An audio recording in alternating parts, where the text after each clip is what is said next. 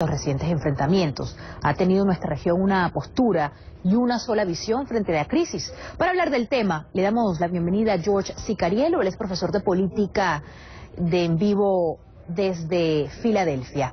Gracias por estar con nosotros. Bienvenido. Muy buenos días.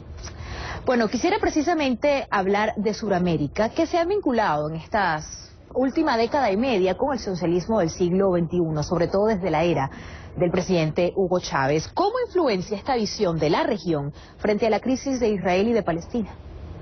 Bueno, primero que nada, que claro, se ha dado en el continente una gira hacia la izquierda. Esto trae consigo, pues, un antiimperialismo. Así que una crítica muy fuerte a lo que se ve como el imperialismo norteamericano, claro, y la influencia de Estados Unidos en todo el mundo. Pero también lo que está dando en Gaza se entiende a través de una situación compartida del colonialismo. Es decir, los israelíes están invadiendo, controlando y pensando también, hablando de consolidar su control permanente sobre Gaza, sobre la franja de Gaza y sobre Cisjordania, y se puede ver desde Latinoamérica con una crítica del colonialismo, como una situación compartida.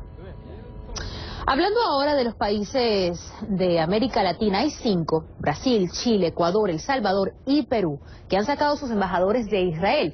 Quería preguntarle si ha pasado esto antes en diplomático y cuándo fue la última vez que países sacaron a sus enviados de cualquier otra nación que ha sufrido unas crisis similares, como es el caso de Irán. Estamos hablando también de Corea del Norte, de Sudán o de Siria.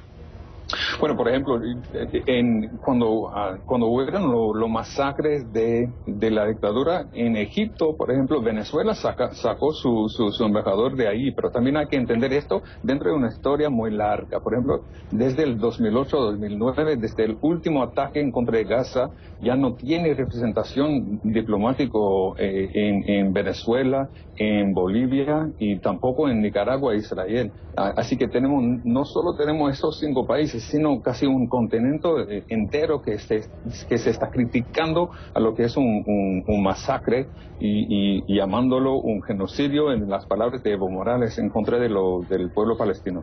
Acaba de hablar de uno de estos países claves en Sudamérica que apoyan a Palestina.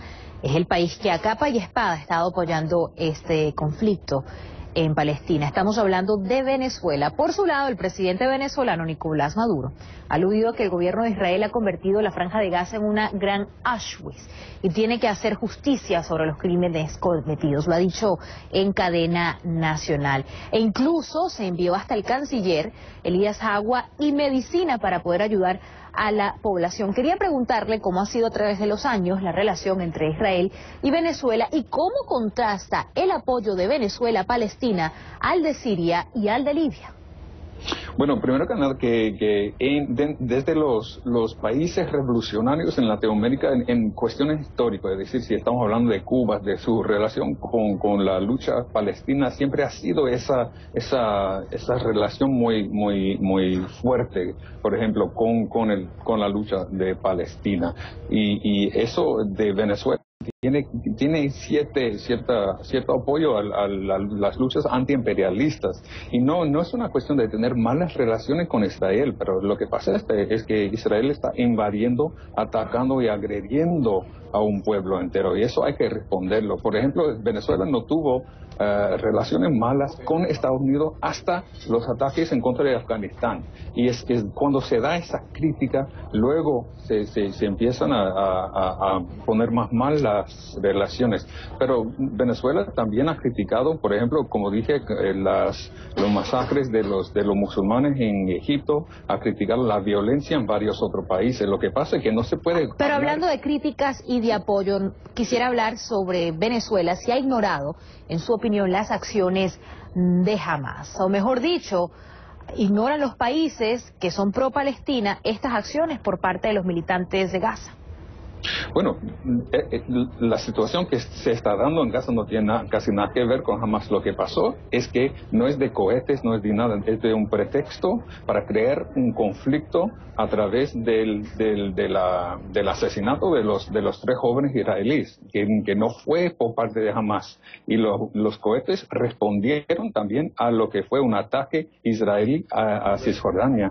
Así que no podemos caer en esos pretextos. Pero, por ejemplo, hablar de la cuestión de Siria, muy complicado es la guerra de Siria. No es complicado lo que está pasando en Gaza. Es una relación colonial con un pueblo, un Estado que está controlando y invadiendo, agrediendo a Entonces, en su opinión, Hamas no ha sido responsable de nada de lo que ha pasado entre este conflicto entre Israel y Gaza, es lo que me dice. No es que es nada, pero lo que pasa es que bajo la ley internacional, el pueblo palestino es ocupado. Y los pueblos ocupados tienen derecho a responder a esa ocupación. Y eso es ley internacional, no es una opinión propia. No ha sido parte del pueblo, sino los militantes de Gaza, que son precisamente la organización Hamas. Gracias por estar con nosotros hoy, señor Cicariello. George Cicariello, profesor de Política de la Universidad de Drexel, en vivo desde Filadelfia. Que tenga un buen día. Bueno.